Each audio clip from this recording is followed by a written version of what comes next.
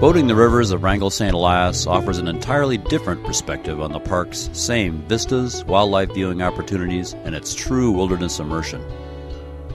What's more, you can generally cover more distance while traveling in higher style than when everything has to fit in a pack. It's hard to beat.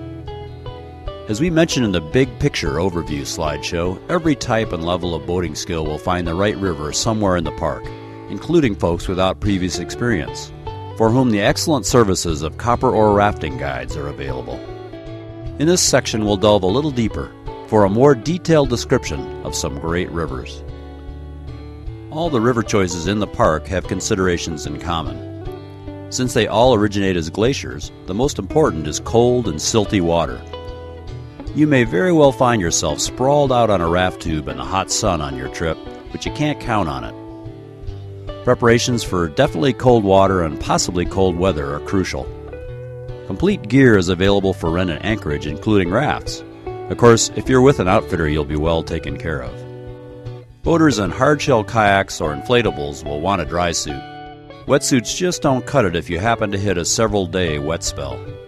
Do keep in mind, though, that most of our rivers are located in the rain-shadowed areas of the park, and your chances of very good weather are better than in most of Alaska's well-known rafting areas. Although many other rivers and creeks in the park have been run by extreme boaters, we typically fly groups into one of four rivers: the Chitna, Nizina, Tana, and Copper. Each river is a great trip on its own, or they can be combined for trips of increasing length. Since most of our rivers ultimately flow into the Chitna, let's look at it first. The Chitna itself is swift but largely flat water. From the highest possible put-in at Hubert's, near the Logan Glacier terminus, to the Jake's Bar airstrip, near the confluence with the Tana River, the wildly braided riverbed is extremely wide, at times over 3 miles. Less than a third of that is water, so channel selection becomes very important in this approximately 42-mile run. From Jake's Bar down to the confluence with the Nizina River, where we also have a landing strip, is the most confined portion of the Chitna. For about 16 miles, it averages 300 to 400 feet in width and offers mellow Class 2-ish water with lots of pullouts, in a scenic gorge several hundred feet in depth. Wildlife viewing is excellent through this section, as it is along all the park's rivers. Drifting silently with the flow offers great opportunities to spot both black and grizzly bears, along with moose and lots of waterfowl. From the Nizina confluence down to where it joins the Copper, the Chitna once again regains its broad, braided personality, although its bed is much narrower than the upper section, at more like a mile in width.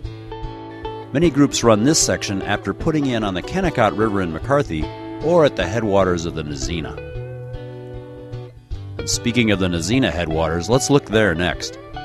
How many river trips begin by paddling between giant icebergs in a 2-mile-long glacial lake? And the scenery doesn't quit there as the Nizina continues through towering waterfall-laced limestone cliffs, including the overwhelming mile-high cliffs near the confluence with the Chittestone River. An exciting Class 3 section begins where the Kennecott River enters and ends at the confluence with the Chitna, at which point one can fly out or continue on down to the Copper. The Tana River offers the biggest water which we typically fly rafters into. Although beginning as a classic braided glacial river at the toe of the giant Tana Glacier, the river enters an exciting Class 4 canyon about 15 miles up from its junction with the Chitna at Jake's Bar. There are 2 fly-in locations upstream from the canyon, one about 5 river miles up and the other about 9. Both offering good flat-water wilderness floating before entering the canyon. Of course, the canyon's great wilderness too, but in the big water sections you'll be too busy boating to look around much. After the Tana joins the Chitna, fly-out is possible right away from Jake's Bar, or another 16 miles of beautiful canyon further down at the Nizina confluence. Many groups continue the run on down another 45 miles to the Copper confluence. The Copper River itself can be the grand finale for any of these trips, of course. After it picks up the Chitna, both are equal size at their confluence. 90 miles of gorge, unsurpassed anywhere on the planet, slices through the Chugach Mountains to the Pacific Ocean.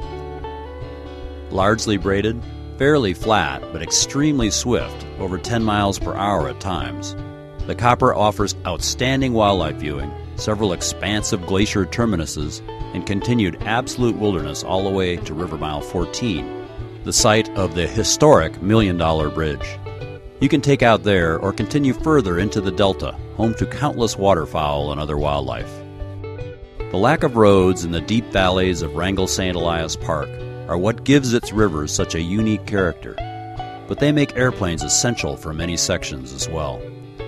Wrangell Mountain Air has the experience and the aircraft to make your trip possible. Give us a call for more details on floating Wrangell St. Elias Park. We're more than happy to help you come up with your perfect trip. Thanks for listening. We look forward to meeting you, and have a great float.